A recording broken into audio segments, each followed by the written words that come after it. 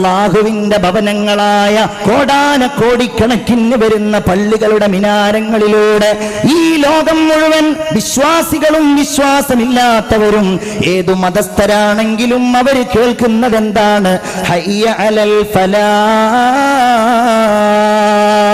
വിജയത്തിലേക്ക് വരൂ എന്നതാണ്. വേറെ ആർക്കാണത് പറയാൻ കഴിയുക?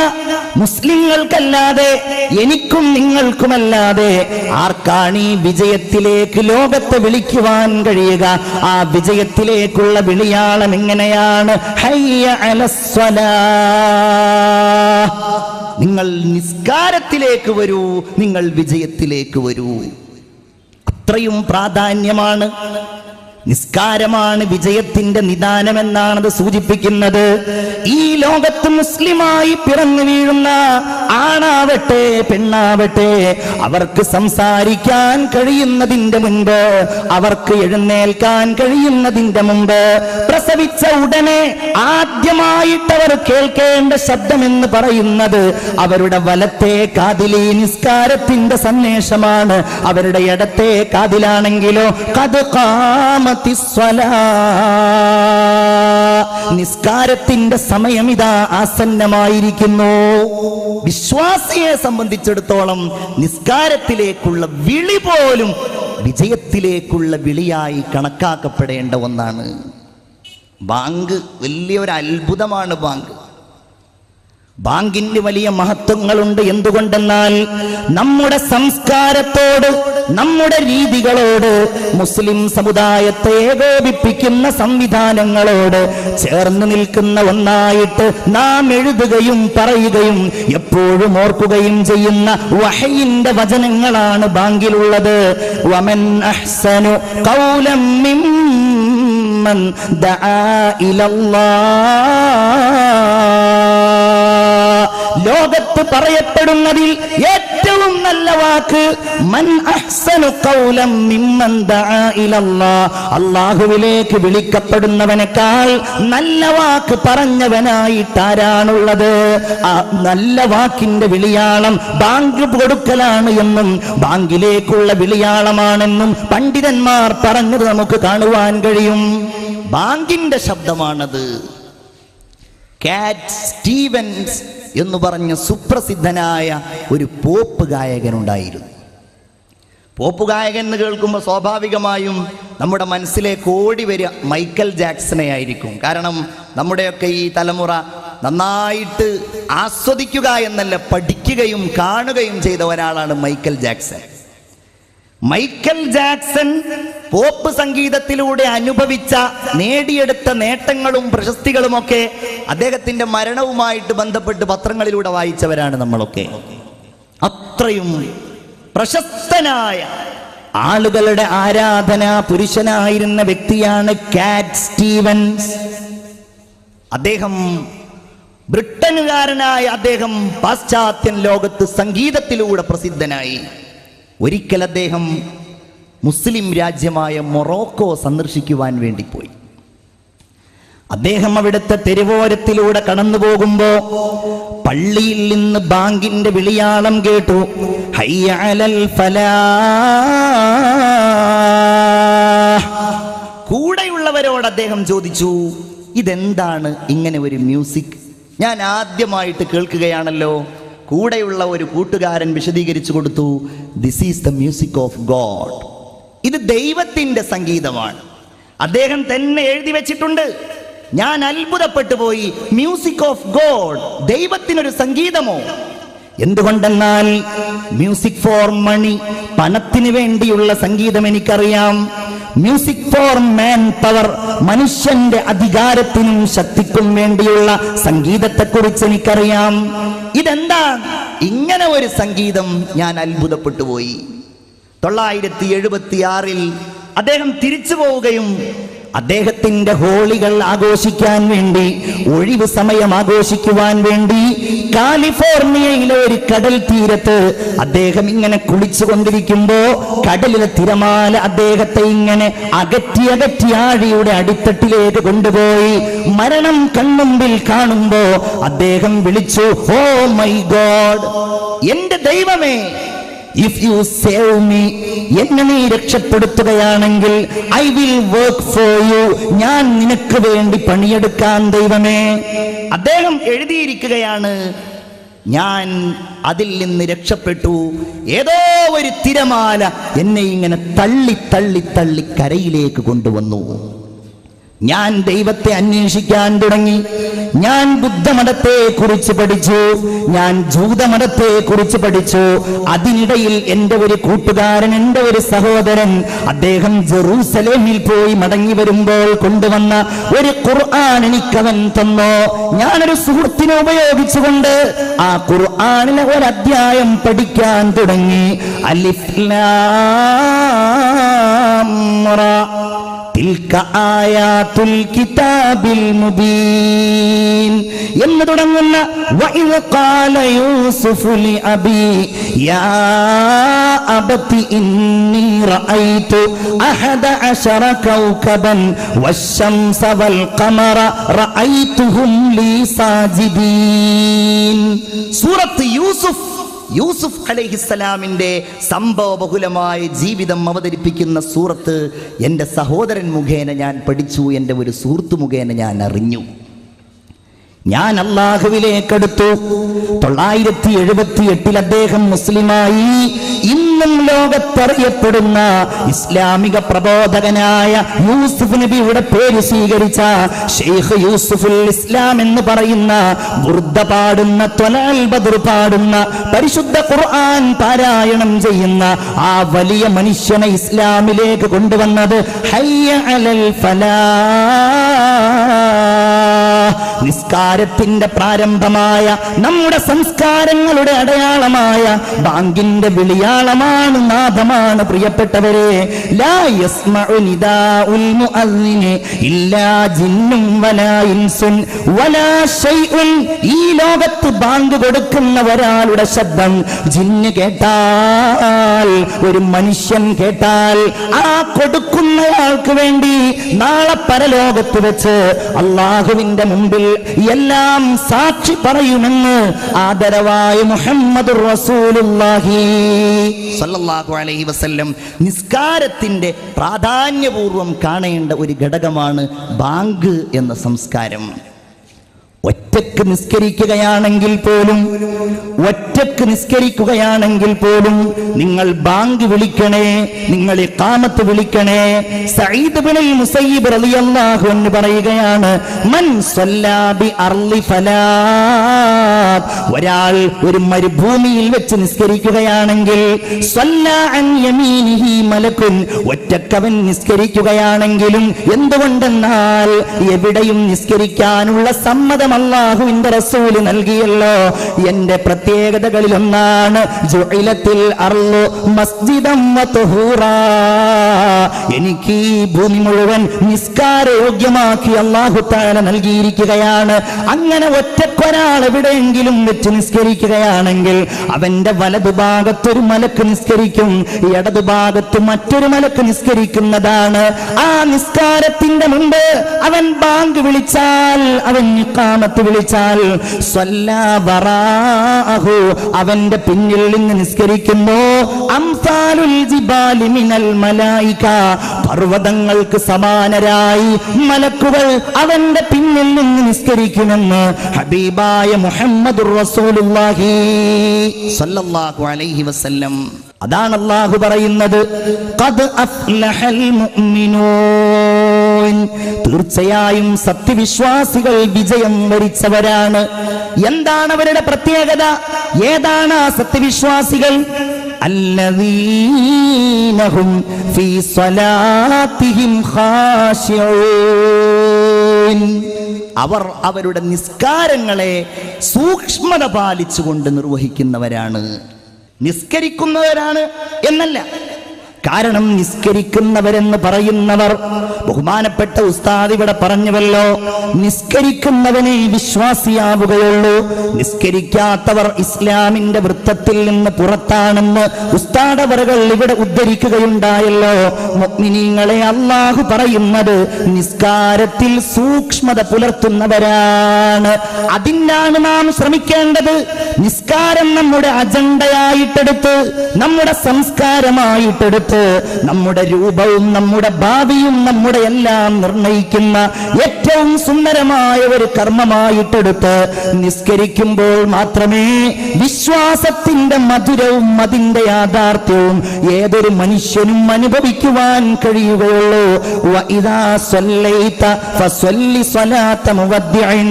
നിന്റെ മനസ്സിൽ, നിന്റെ ഹൃദയത്തിന്റെ ഉള്ളിൽ ആ സൂക്ഷ്മത വരാനുള്ള ഒരു കാര്യം റസൂല് പറയുകയാണ്.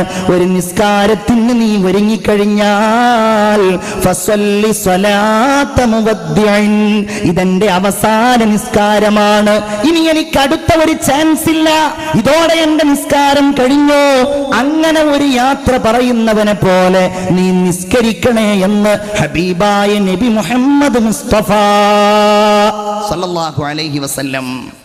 നിസ്കാരം നാം നിർവഹിക്കുന്നവരാണെങ്കിൽ നാം അതിൽ പാലിക്കേണ്ട ഒരു മര്യാദയിലേക്കാണ് അവിടുന്ന് സൂചിപ്പിക്കുന്നത്. ഇന്ന അഹദകും ഇദാ കാന ഫീ സ്വലാത്തിഹി ഫഇന്നഹു യുനാജി റബ്ബഹ്. നിങ്ങളിൽ നിന്നൊരാൾ നിസ്കരിക്കുമ്പോൾ അശ്രദ്ധയുണ്ടാവല്ലേ. എന്തുകൊണ്ടെന്നാൽ അവൻ സംസാരിക്കുന്നത് രാജാതിരാജനും സർവാധിനാഥനുമായ അല്ലാഹുവിനോടാണെന്ന് മുഹമ്മദ് മുസ്തഫ സല്ലല്ലാഹു അലൈഹി വസല്ലം പറയുന്നു. അതിനുവേണ്ടി ലോകത്തുള്ള എല്ലാവർക്കും, എന്റെ പ്രിയപ്പെട്ട വിശ്വാസികളെ, അല്ലാഹു തആല നിസ്കരിക്കുമ്പോൾ തിരിയാനൊരിടവും നൽകിയിട്ടുണ്ട്. നമ്മളെ എല്ലാവരെയും കൂട്ടിച്ചേർക്കുന്ന ഒന്ന് ആ ഘടകമാണ്, അഥവാ ഖിബ്ല. ആ ഖിബ്ലയുടെ ഭാഗത്തേക്ക് നാം തിരിയുന്നത് അല്ലാഹുവിലേക്ക് തിരിയുന്നതിന്റെ പ്രതീകമായിട്ടാണ്. ഹദീസിൽ കാണാം, ഒരു ദിവസം പള്ളിയിലേക്ക് മുഹമ്മദുർ റസൂലുള്ളാഹി സ്വല്ലല്ലാഹു അലൈഹി വസല്ലം കടന്നു വന്നപ്പോൾ റആ നുഖാമതൻ ഫീ ഖിബ്ല, പള്ളിയിൽ നിന്ന് ഖിബ്ലയിലേക്ക് തിരിയുന്ന ഭാഗത്ത് അവിടെ നിന്ന് കഫം കണ്ടു. റസൂലിന്റെ മുഖത്ത് വലിയ ഒരു സങ്കടം കണ്ടു, വലിയ അതിന്റെ ഒരു പ്രയാസം അവിടുത്തെ മുഖത്ത് കണ്ടു. അള്ളാഹുവിന്റെ റസൂൽ അവിടെ നിന്ന് എഴുന്നേറ്റു. എന്നിട്ട് ആ കഫം പ്രത്യേകമായിട്ട് അവിടുന്ന് തന്നെ എഴുന്നേറ്റ് കോരിയിട്ടത് പുറത്തു കൊണ്ടുപോയി ഇട്ടു. എന്നിട്ട് അവിടെയുള്ളവരോട് പറയുകയാണ്, എന്റെ സ്വഹാബികളെ, ഇന്ന അഹദകും ഇദാ ദഖല ഫീ സ്വലാത്തിഹി, നിങ്ങളിൽ നിന്നൊരാൾ നിസ്കാരത്തിന് വേണ്ടി നിൽക്കുകയാണെങ്കിൽ ഫഇന്ന റബ്ബഹു ബൈനഹു വബൈനൽ ഖിബ്ല, അവന്റെയും ഖിബ്ലയുടെയും ഇടയിൽ അല്ലാഹുവിന്റെ സാന്നിധ്യമാണ്. നിങ്ങൾ തുപ്പുമ്പോൾ പോലും, നിങ്ങൾ മലമൂത്ര വിസർജനം ചെയ്യുമ്പോൾ പോലും ആ കാര്യത്തിൽ സൂക്ഷ്മത പുലർത്തണമെന്ന് ഖാല റസൂലുള്ളാഹി സ്വല്ലല്ലാഹു അലൈഹി വസല്ലം പറയുകയാണ്. ഖിബ്ല നമ്മുടെ നിസ്കാരത്തിന്റെ സംസ്കാരത്തെ ഓർമ്മപ്പെടുത്തുന്ന ഒന്നാണ്. പരിശുദ്ധമായ കഅബ, അല്ലാഹുവിന്റെ റസൂൽ തിരിഞ്ഞു നിന്ന് നിസ്കരിച്ചിരുന്നത് വിശുദ്ധമായ ബൈത്തുൽ മുഖദ്ദസിലേക്കായിരുന്നു. നബിക്ക് വലിയ ആഗ്രഹമുണ്ടായിരുന്നു കഅബയുടെ ഖിബ്ലയായി മാറിയിരുന്നുവെങ്കിലെന്ന്. ഖദ് നറാ തഖല്ലുബ വജ്ഹിക ഫിസ്സമാ, എന്നിട്ടെപ്പോഴും കഅബ ഖിബ്ലയാക്കി മാറ്റുമോ എന്ന പ്രതീക്ഷയോടെ പലപ്പോഴും അവിടുന്ന് ഇങ്ങനെ ആകാശത്തേക്ക് നോക്കും, ജിബ്രീൽ ആ വഹയുമായിട്ട് വരുന്നുണ്ടോ എന്ന്. അങ്ങനെ ഒരിക്കൽ മദീനയിലെ ബനൂ സലമയുടെ ഗോത്രത്തിലെ ഒരു പള്ളിയിൽ അല്ലാഹുവിന്റെ ഹബീബ് നിസ്കരിക്കുന്ന സമയത്ത് ളുഹറിന്റെ 2 റക്അത്ത് പിന്നിട്ടതിന് ശേഷം ആ നിസ്കാരത്തിലാണ് അവിടുന്ന് കഅബയിലേക്ക് തിരിയാനുള്ള ആഹ്വാനം ഉണ്ടായത്. അവിടുന്ന് കഅബയിലേക്ക് തിരിഞ്ഞ് നിസ്കരിച്ച ആ പള്ളിക്ക് മസ്ജിദുൽ ഖിബ്ലതൈൻ, ഒരു നിസ്കാരത്തിൽ 2 ഖിബ്ലയിലേക്ക് നിസ്കരിച്ച പള്ളി എന്ന പേരിൽ ആ പള്ളിക്ക് നാമകരണം ചെയ്യപ്പെട്ടതായി ഇന്നും നമ്മെ അത് സാക്ഷ്യപ്പെടുത്തുന്നുണ്ട്. മുഅ്മിനീങ്ങളെ, ഈ നിസ്കാരമെന്ന് പറയുന്ന ഈ കർമ്മത്തിന് വലിയ ഒരു ചരിത്രമുണ്ട് എന്നാണ് നാം പഠിക്കേണ്ടത്. ഇത് നമ്മുടെ മാത്രം പ്രത്യേകതയായിട്ടുള്ള ഒന്നല്ല. നിസ്കാരം നമ്മൾ നിസ്കരിക്കുന്നവരാണെങ്കിൽ കാലങ്ങളായി ഒരുപാട് തലമുറകളിലൂടെ ഒരുപക്ഷേ രൂപം ഇങ്ങനെ ആയിക്കൊള്ളണമെന്നില്ല. ഈ വഖത്തുകളുടെ എണ്ണവും അതുപോലെ റക്അത്തുകളുടെ എണ്ണവും ഇതേ രൂപത്തിലായിക്കൊള്ളണമെന്നില്ല. എന്നാലും തലമുറകളിലൂടെ നിസ്കാരം എന്ന പേരിൽ ഒരു കർമ്മമുണ്ടായിരുന്നുവെന്ന് ഖുർആൻ സാക്ഷ്യപ്പെടുത്തുന്നുണ്ട്. ഉദാഹരണം പറയുന്നു, ബഹുമാനപ്പെട്ട ഖലീലുല്ലാഹി ഇബ്രാഹിം, നമ്മുടെയൊക്കെ ആവേശമായ സയ്യിദുന ഖലീലുല്ലാഹി ഇബ്രാഹിം അലൈഹിസ്സലാത്തു വസ്സലാം. നിങ്ങൾക്കറിയാമല്ലോ, അദ്ദേഹത്തിൻ്റെ ജീവിതത്തിൽ അദ്ദേഹത്തിൻ്റെ ഒരു അമലായിട്ട് നിസ്കാരമുണ്ടായിരുന്നു എന്ന് കാണാം. നോക്കൂ നിങ്ങൾ, ബഹുമാനപ്പെട്ടവർ തൻ്റെ പ്രിയപ്പെട്ട കൊച്ചുമകനെയും തൻ്റെ ഭാര്യയെയും കഅബാലയത്തിൻ്റെ അവിടെയാക്കിയിട്ട് യാത്രയാവുകയാണ് ഫലസ്തീനിലേക്ക്. അള്ളാഹുവിന്റെ കൽപ്പനയാണല്ലോ. ഹാജർ റളിയല്ലാഹു അൻഹു ഉറക്കെ വിളിച്ചു ചോദിക്കുന്നുണ്ട്, എങ്ങോട്ടാണ് നിങ്ങൾ പോകുന്നത്? മിണ്ടാൻ കഴിയുന്നില്ല. വീണ്ടും ചോദിക്കുന്നുണ്ട്, അല്ലാഹു അമറക ബിഹാദാ, ഇത് അല്ലാഹു നിങ്ങളോട് കൽപ്പിച്ച ഒരു കാര്യമാണോ? ഗദ്ഗദ കണ്ഠനായി, അതിനും മിണ്ടാൻ കഴിയാതെ ഫഅശാറ ബിദിഖ്നിഹി, തന്റെ തല കൊണ്ട് അദ്ദേഹം അതേ എന്നാങ്യം കാണിച്ചു. ഒരാളുമില്ലാത്ത, ഒരു പുൽക്കൊടി പോലും ഇല്ലാത്ത ഈ മലനാരണ്യത്തിലാക്കി പോകുമ്പോ ഒരു പൊട്ടുപോലെ ഇബ്രാഹിം അലൈഹിസ്സലാം അകന്നകന്നു പോയപ്പോ കഅബ ശരീഫുള്ള ഭാഗത്തേക്ക് തിരിഞ്ഞു നിന്നുകൊണ്ട് അദ്ദേഹം നടത്തിയ ഒരു പ്രാർത്ഥന ഖുർആൻ ഇങ്ങനെ പറയുന്നുണ്ട്, റബ്ബനാ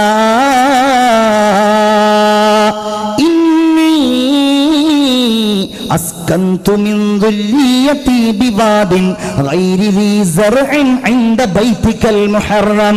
അല്ലാഹുവേ, എന്റെ മകളെയും എന്റെ കുഞ്ഞിനെയും ഞാനിതാ ഇവിടെ ആക്കിയിട്ട് പോവുകയാണല്ലോ. നിന്റെ വീടവിടെ ഉണ്ടല്ലോ റബ്ബേ, ആ ഒരു സമാധാനമാണ്. പക്ഷേ ആ പോകുന്നതിന്റെ പിന്നിൽ എനിക്കുള്ള ലക്ഷ്യമെന്ന് പറയുന്നത് റബ്ബനാ ലിയുഖീമുസ്സലാ, അല്ലാഹുവേ, അവർ നിസ്കാരം നിലനിർത്തുവാനാണ് ആ കഅബ ഉണ്ടാക്കാൻ പിൽക്കാലത്ത് അല്ലാഹു തആല കൽപ്പിച്ചുവല്ലോ. ആ കഅബ ഉണ്ടാക്കാൻ വേണ്ടി കൽപ്പിക്കുമ്പോഴും അല്ലാഹു പറയുന്നത് എന്താണ്?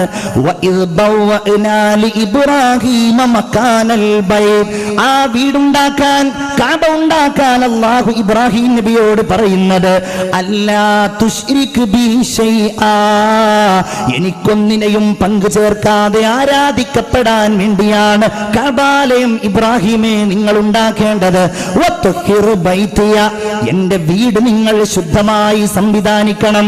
ലിത്വാഇഫീന വൽ ഖായിമീന വറുക്കഇസ് സുജൂദ്, പരിസരത്ത് നിന്ന് മാത്രമല്ല, എവിടെയെല്ലാം റുക്കൂകൾ ചെയ്യപ്പെടുന്നുണ്ടോ, എവിടെയെല്ലാം സുജൂദുകൾ ചെയ്യപ്പെടുന്നുണ്ടോ, അവർക്കെല്ലാം അഭിമുഖീകരിക്കാനുള്ള ഒരിടമായി ഇബ്രാഹിം നബിയെ നിങ്ങൾ കഅബാലയം ഉണ്ടാക്കണമെന്ന് അല്ലാഹു ഇബ്രാഹിം നബിയോട് പറയുകയാണ്. ചരിത്രം നോക്കൂ നിങ്ങൾ. ഇബ്രാഹിം നബിയുടെ 99 വയസ്സിലാണ് മകനായ ഇസ്മായിൽ നബി അദ്ദേഹത്തിനുണ്ടാകുന്നത്. 112 വയസ്സിലാണ് പ്രവാചകനായ ഇസ്ഹാഖ് അലൈഹിസ്സലാം അദ്ദേഹത്തിനുണ്ടാകുന്നത്. 2 പ്രവാചകന്മാരും ഉണ്ടായി. അദ്ദേഹം മരിക്കാൻ പോകുമ്പോ, വഫാത്താകാൻ പോകുമ്പോ, ആ പ്രവാചകൻ മാതാ, ആ പ്രിയപ്പെട്ട മക്കളെ സ്നേഹിച്ച ആ ഉന്നതനായ ചരിത്ര പ്രവാചകൻ നടത്തിയ സുപ്രസിദ്ധങ്ങളായ വസിയ്യത്തുകൾ പരിശുദ്ധ ഖുർആനിന്റെ വചനങ്ങളിൽ നിറഞ്ഞു കിടക്കുകയാണ്. ആ മഹാനായ മനുഷ്യൻ നടത്തിയ പ്രാർത്ഥന വല്ലാത്ത ഒരു പ്രാർത്ഥനയാണ് പ്രിയപ്പെട്ടവരെ. റബ്ബി ജഅൽനീ മുഖീമസ്സലാത്തി വമിൻ ദുർരിയതി, അല്ലാഹുവേ, ഇബ്രാഹിം നബി ദുആ ചെയ്യുകയാണ്, അല്ലാഹുവേ, എന്നെ നീ നിസ്കരിക്കുന്നവരാക്കണം. വമിൻ ദുർരിയതി, തലമുറകളിലൂടെ എനിക്കുണ്ടാകുന്ന സന്താനങ്ങളെ മക്കളില്ലാത്തതിന്റെ പേരിൽ ലോകത്ത് പ്രസിദ്ധനായ ഈ മനുഷ്യൻ പിൽക്കാലത്ത് മക്കളുടെ പേരിൽ ലോകത്ത് പ്രസിദ്ധനായപ്പോ ആ മക്കൾക്ക് വേണ്ടി അല്ലാഹുവിനോട് ദുആ ചെയ്യുന്നത് വമിൻ ദുർരിയത്തി, അല്ലാഹുവേ എന്റെ സന്താനങ്ങളെയും നീ നിസ്കാരം നിലനിർത്തുന്നവനാക്കണമേ. റബ്ബനാ വതഖബ്ബൽ ദുആ, അല്ലാഹുവേ എന്റെ ദുആ നീ സ്വീകരിക്കണമേ എന്നതായിരുന്നു. വിശദീകരിക്കുന്നില്ല. ഇബ്രാഹിം നബി അലൈഹിസ്സലാമിന്റെ ചരിത്രത്തിൽ നിസ്കാരം കാണാം. വിശ്വപ്രസിദ്ധനായ പ്രവാചകന്മാർക്കിടയിലെ അദ്വിതീയനായ ചരിത്രം സുദീർഘമായി സംസാരിച്ച പ്രവാചകനായിരുന്നു നബിയുല്ലാഹി ശുഐബ് അലൈഹിസ്സലാം. നമ്മളൊക്കെ ആവേശത്തോടു കൂടെ തന്നെ പറയാം സയ്യിദുനാ ശുഐബ് അലൈഹിസ്സലാം. അദ്ദേഹം അറിയപ്പെടുന്നത് പോലും പ്രവാചകന്മാർക്കിടയിലെ ഒരു പ്രഭാഷകനായിട്ടാണ്. ഈ സ്റ്റേജില്ലാതെ, മൈക്കില്ലാതെ, സ്റ്റാൻഡില്ലാതെ, ഇതുപോലെ ഒരുമിച്ച് കൂടുന്നവരില്ലാതെ അസ്ഹാബുൽ ഐക്കത്തിനോട്, മദിയനിലുള്ള ആളുകളോട് അദ്ദേഹം നടത്തിയ പ്രസംഗങ്ങൾ ഖുർആനിലുണ്ട്. എന്റെ സമുദായമേ, നിങ്ങൾ അല്ലാഹുവിനെ ആരാധിക്കണം, നിങ്ങൾ വഞ്ചന നടത്തല്ലേ, നിങ്ങൾ കച്ചവടങ്ങളിൽ ക്രയവിക്രയങ്ങൾ കൃത്രിമത്വം കാണിക്കല്ലേ, വഔഫുൽ കൈല വൽ മീസാൻ, നിങ്ങൾ അളവും തൂക്കവും വളരെ കൃത്യമായി കൊടുക്കുന്നവരാകണം എന്ന് പറഞ്ഞുകൊണ്ട് നാട്ടുകാരോട് പ്രസംഗിച്ചു. അദ്ദേഹത്തിൻ്റെ സമുദായമാണ് ലോകത്തുള്ള എല്ലാ തട്ടിപ്പുകൾക്കും തുടക്കം കുറിച്ചത്. ലോകത്തുള്ള എല്ലാ സാമ്പത്തിക വൃത്തികേടുകൾക്കും തുടക്കം കുറിച്ചത് ആ സമുദായമായിരുന്നു. വലിയ അനുഗ്രഹീതരായിരുന്നെങ്കിലും കൊള്ളയടിക്കുവാനും ജനങ്ങളെ കബളിപ്പിക്കുവാനും അവരെപ്പോലെ മിടുക്കന്മാര് വേറെ ആരും ഉണ്ടായിരുന്നില്ല. അതിനെതിരെ പ്രതികരിക്കുവാൻ വേണ്ടി ശുഐബ് നബി അലൈഹിസ്സലാം തയ്യാറായി. അദ്ദേഹം അങ്ങനെ പ്രതികരിച്ചപ്പോൾ മറുവിഭാഗം അദ്ദേഹത്തിനെതിരെയും പ്രതികരണങ്ങൾ നടത്തി. അങ്ങനെയാണല്ലോ, ഒരു വിഭാഗം തങ്ങളുടെ വാദം പറഞ്ഞാൽ മറുവിഭാഗം തങ്ങളുടെ വാദം വേറെ ഒരു രീതിയിൽ പറയും. ആ വാദങ്ങളും അവരുടെ സംസാരങ്ങളും ഖുർആൻ ഉദ്ധരിക്കുകയാണ്. ഖാലൂ യാ ശുഐബ് വസലവാതുക തഅ്മുറുക, ശുഐബേ, പരിഹസിക്കാണോ അവര്? ഞങ്ങൾ ചെയ്യാത്ത നിസ്കാരം എന്നൊരു കാര്യം ഞങ്ങൾക്കിടയിൽ നീ ചെയ്യുന്നത് കാണുന്നുണ്ട്. ആ നിസ്കാരത്തിലൂടെയാണോ ഞങ്ങളോട് ഇങ്ങനെ പറയാൻ? അന്നത്രുകമായ അബ്ദു ആബാഉന ഔ അന്നഫഅല ഫീ അംവാലിന മാ നശാ ഇന്നക ലഅൻതൽ ഹലീമുർ റശീദ്. ഞങ്ങളോട് ഞങ്ങളുടെ ബിംബങ്ങളെ ആരാധിക്കരുത് എന്ന്, ഞങ്ങളുടെ പിതാമഹന്മാർ ആരാധിച്ചിരുന്ന ആരാധ്യ വസ്തുക്കളെ ആരാധിക്കരുത് എന്ന്, ഞങ്ങളെപ്രകാരം ഞങ്ങളുടെ സമ്പത്തിൽ ഞങ്ങൾ ക്രയവിക്രയങ്ങൾ നടത്തുമ്പോ ഞങ്ങളുടെ തന്നിഷ്ടപ്രകാരം ചെയ്യരുത് എന്ന് നിന്നോട് പറയുന്നത്, നിന്നോട് കൽപ്പിക്കുന്നത് അസ്വലവാൻ കഴിയില്ല. കാരണം അത്രയും ചരിത്രങ്ങളുള്ള ഒരു മഹാനായ മനുഷ്യനാണ്. എന്താ പ്രത്യേകത? ഞാൻ വിശദമായി പറയുകയല്ല. ശുഐബ് നബിയുടെ മദിയനിൽ നിന്ന് തന്റെ പ്രിയപ്പെട്ട ഉപ്പയെയും ഉമ്മയെയും കാണാൻ വേണ്ടി ഈജിപ്തിലേക്ക് അദ്ദേഹം യാത്രയാവുകയാണ്. ഖുർആൻ ആ സംഭവം പറയുന്നുണ്ട്. ഗർഭിണിയായ ഭാര്യ തന്റെ കൂടെയുണ്ട്, 1-2 സഹായികളുണ്ട്, തന്റെ കൂടെ കുറച്ചാടുകളും അപ്രകാരം കുറച്ച് മൃഗങ്ങളുമുണ്ട്. അങ്ങനെ നടന്നു വരുന്ന സമയത്ത് അവർക്ക് വഴിതെറ്റിപ്പോവുകയാണ്. കൂരിരുട്ടാണ്. എങ്ങോട്ടാണ് ഭാര്യയെ കൊണ്ടുപോകേണ്ടത് എന്നറിയില്ല. പെട്ടെന്നതാ ഒരു വെളിച്ചം കാണുന്നു. മൂസാ നബി അലൈഹിസ്സലാം കൂടെയുള്ളവരോട് പറഞ്ഞു, ഫഖാല ലി അഹ്ലിഹിം കുസൂ ഇന്നി ആനസ്തു നാറാ,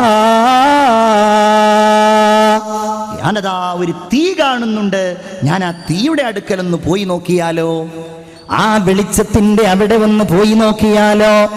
ലഅല്ലി ആതീകും മിൻഹാ ബിഖബസിൻ ഔ അജിദു അലൻ നാരി ഹുദാ,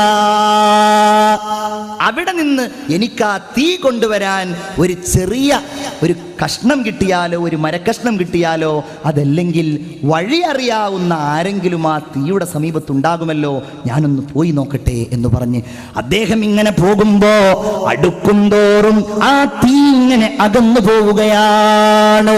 അങ്ങനെ ആ മലമുകളിൽ അദ്ദേഹം എത്തിയപ്പോൾ നൂദിയയാ മൂസ, ശരീരമില്ലാതെ എവിടെ നിന്നോ ഒരു മുഴക്കം, യാ മൂസ, അല്ലയോ മൂസ,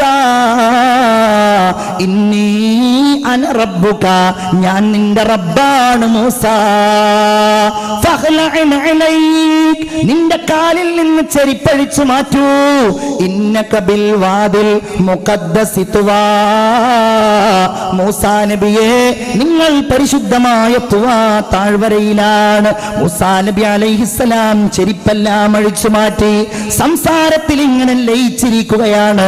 ലോകത്ത് അപൂർവമായ ഒരു സംഭവമാണ് അല്ലാഹു തമ്പുരാന്റെ സംസാരം ഒരു മനുഷ്യൻ കേൾക്കുന്നത്. വീണ്ടും അല്ലാഹുവിന്റെ വിളിയാളം, അല്ലാഹുവിന്റെ സ്വരം, അല്ലാഹു തമ്പുരാന്റെ വഹയിന്റെ ദിവ്യവചനങ്ങൾ. മൂസാ ഇന്നനി അനല്ലാ, ഞാൻ അല്ലാഹുവാണ് മൂസ. അല്ലാഹ് പറയുകയാണ് ഞാൻ അല്ലാഹുവാണ് മൂസ, ഫഅബ്ദുനി, അതുകൊണ്ട് എന്നെ നീ ആരാധിക്കണം. എന്നെ നീ ആരാധിക്കേണ്ടത് എങ്ങനെയാണ്? വഅഖിമിസ് സ്വലാത്ത ലിദിക്രി, മൂസാ നബിയെ എന്റെ ഓർമ്മക്ക് നിങ്ങൾ നിസ്കാരം നിലനിർത്തണം. മുഹമ്മദുർ റസൂലുള്ളാഹി സ്വല്ലല്ലാഹു അലൈഹി വസല്ലമ തങ്ങൾക്ക് പോലും പ്രഥമ വഹയിൽ നിസ്കാരമുണ്ടായിട്ടില്ലല്ലോ. പിന്നീടല്ലേ അവിടത്തേക്ക് മുസമ്മിലും മുദ്ദസ്സിറുമൊക്കെ ഇറങ്ങിയപ്പോഴേക്ക് പ്രത്യേകമായ നിസ്കാരങ്ങൾ അവിടുത്തെ ഇവിടമേൽ നിർബന്ധമായി മാറിയത്. അതിന്റെ മുമ്പും അവിടുത്തെ ഇവിടമേലിൽ ക്രമരഹിതമായ നിസ്കാരങ്ങൾ ഉണ്ടായിരുന്നുവെന്ന് ചരിത്രം പറയുന്നുണ്ട്. ഏതായാലും ആവട്ടെ, മൂസാ നബിയോട് ആദ്യമായി അല്ലാഹു സംസാരിച്ചപ്പോൾ തന്നെ നിസ്കരിക്കണം മൂസാ നബിയെ എന്റെ ഓർമ്മക്ക് എന്ന് അല്ലാഹു പറഞ്ഞിട്ടുണ്ട്. നോക്കൂ, നിങ്ങൾ തീർന്നില്ല. മൂസാ നബിയോട് ഈജിപ്തിൽ വീടുകൾ ഉണ്ടാക്കാൻ പറഞ്ഞു.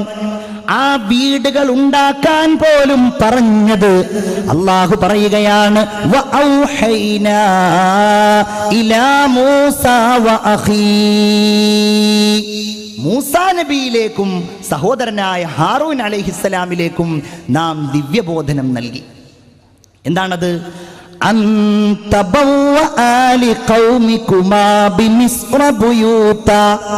നിങ്ങൾ നിങ്ങളുടെ സമൂഹത്തിന് വേണ്ടി ഈജിപ്തിൽ വീടുകൾ ഉണ്ടാക്കണം. എങ്ങനെയായിരിക്കണം നിങ്ങളുടെ വീടുകൾ? എങ്ങനെയായിരിക്കണം ആ വീടുകൾ? വജ്അലൂ ബുയൂതകും ഖിബ്ല, ആ വീടുകൾ നിങ്ങൾ എന്നിലേക്ക് മുന്നിടുവാനുള്ള സംവിധാനത്തോടെ ആയിരിക്കണം സജ്ജീകരിക്കേണ്ടത്.